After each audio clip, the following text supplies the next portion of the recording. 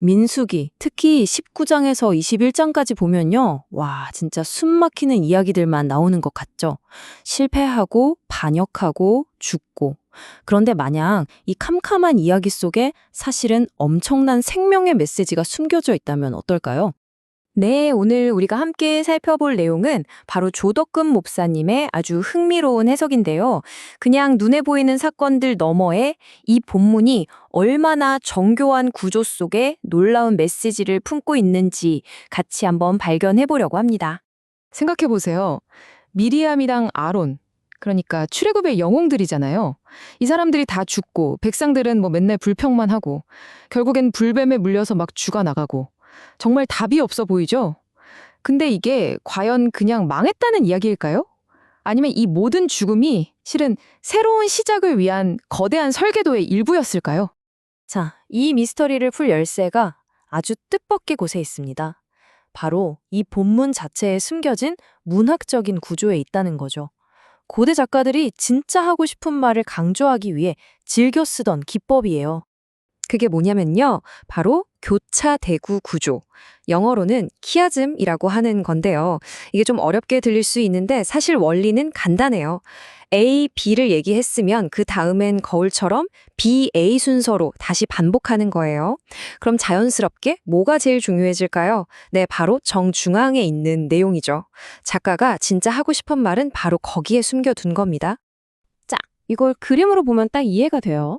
A, B, C, B, A. 이런 샌드위치 같은 구조라고 생각하시면 쉬워요.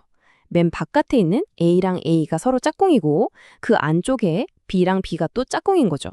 그리고 이 모든 겹들이 가리키는 단 하나의 중심, 바로 C. 여기에 핵심 메시지가 담겨 있는 겁니다.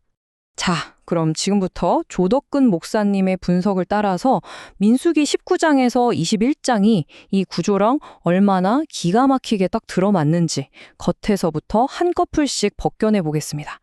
자, 제일 바깥쪽 껍질 A와 A'부터 보죠. 이야기가 뭘로 시작하냐면 시체 때문에 부정해졌을 때 어떻게 정결하게 되는지 그 법에 대한 이야기로 시작해요. 붉은 암송아지 정결법이죠. 그런데 구조의 맨 끝을 보면 뭐가 나오냐? 바로 출애굽 1세대의 상징적인 리더들 미리암과 아론이 실제로 죽는 장면이 나옵니다. 와, 보세요. 죽음에 대한 법으로 시작해서 실제 죽음으로 끝나는 거예요. 완벽한 대칭이죠. 이게 뭘 의미할까요? 그러니까 이 대칭이 말해주는 건 명확해요. 출애굽 1세대의 시대는 이제 끝났다. 이걸 선언하는 겁니다. 과거의 리더십, 과거의 권위는 이제 이 광야에 다 묻고 가야 한다. 그래야 새로운 시대가 열린다. 바로 이 메시지인 거죠. 좋습니다. 그럼 한 겹 더 안으로 들어가 볼까요? B와 B'의 짝입니다. 여기서는 믿음이라는 주제가 정말 선명하게 대비돼요. 한쪽에는 물 없다고 불평하는 백성들, 그리고 하나님의 말씀을 온전히 믿지 못해서 결국 가나안 땅에 못 들어가게 된 모세의 실패, 바로 무리바 사건이 있죠. 그런데 그 반대편에는 뭐가 있냐? 새로운 세대가 믿음으로 처음으로 이룬 승리, 호르마 전투가 떡하니 자리 잡고 있습니다. 이건 뭐 불신에서 믿음으로의 완전한 세대 교체를 보여주는 거나 마찬가지죠. 자, 그럼 대체 이 모든 대칭 구조가 가리키고 있는 딱 한가운데 그 심장부에는 도대체 뭐가 있을까요? 이 이야기의 진짜 주인공은 과연 뭘까요? 드디어 중심입니다. 이 교차대구 구조의 심장부에 있는 사건은 바로 이스라엘 백성이 에돔 땅을 좀 지나가게 해달라고 왕의 대로를 열어달라고 했는데 단칼에 거절당하는 바로 이 장면입니다. 아니 그냥 길 좀 막힌 게 뭐가 그렇게 중요하냐고요? 이게 진짜 중요한데요. 여기서 왕의 대로는 그냥 길이 아니에요. 가장 빠르고 가장 편하고 가장 안전한 길, 한마디로 인간적인 방법, 지름길을 상징하는 거죠.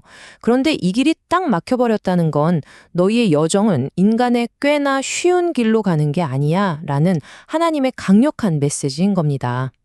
이제 이스라엘은 어쩔 수 없이 가장 힘들고 먼 길을 돌아가면서 오직 하나님만 바라봐야 하는 상황에 처하게 된 거죠. 자, 그럼 이제 처음 질문으로 다시 돌아가 봅시다. 이 모든 죽음의 이야기가 어떻게 생명으로 이어질 수 있을까요? 이 구조의 시작과 끝을 다시 한번 연결해 보면 그 비밀이 풀리기 시작합니다. 왕의 대로가 막혔잖아요. 그래서 힘들게 돌아가니까 아니나 다를까 백성들 마음이 상해서 또 불평을 터뜨립니다. 그러자 하나님이 불뱀을 보내시죠. 이건 마치 너희가 입으로 죽겠다 죽겠다 하니 진짜 죽음이 뭔지 보여주마 하는 것 같은 심판이었어요. 그런데 여기서 정말 놀라운 역설이 등장합니다. 이 끔찍한 불뱀의 독에서 살 수 있는 유일한 방법이 뭐였을까요? 바로 그 죽음의 원인인 뱀의 형상, 장대 위에 달린 노댐을 쳐다보는 거였어요. 죽음을 피하거나 외면하는 게 아니라 하나님이 주신 방법으로 죽음을 정면으로 바라볼 때 바로 거기서 생명을 얻는다는 이 기가 막힌 역설, 이게 바로 이야기의 핵심입니다. 네, 이제 모든 퍼즐 조각이 맞춰지는 것 같죠? 민수기 19장에서 21장까지 이 기나긴 죽음의 행렬은 결코 끝이 아니었습니다. 바로 이겁니다. 조덕근 목사님이 이 구조를 통해 밝혀낸 핵심 주제는 이 모든 과정이 파멸이 아니라 바로 정결의 과정이었다는 겁니다.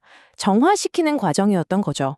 생각해보면 과거의 그 불신, 그 실패로 가득했던 1세대가 죽는 것은 어쩌면 약속의 땅에 들어가기 전에 그 모든 부정한 것들을 이 광야에 깨끗하게 털어버리는 반드시 필요한 과정이었던 겁니다. 그리고 바로 이것이 우리가 가져가야 할 메시지입니다.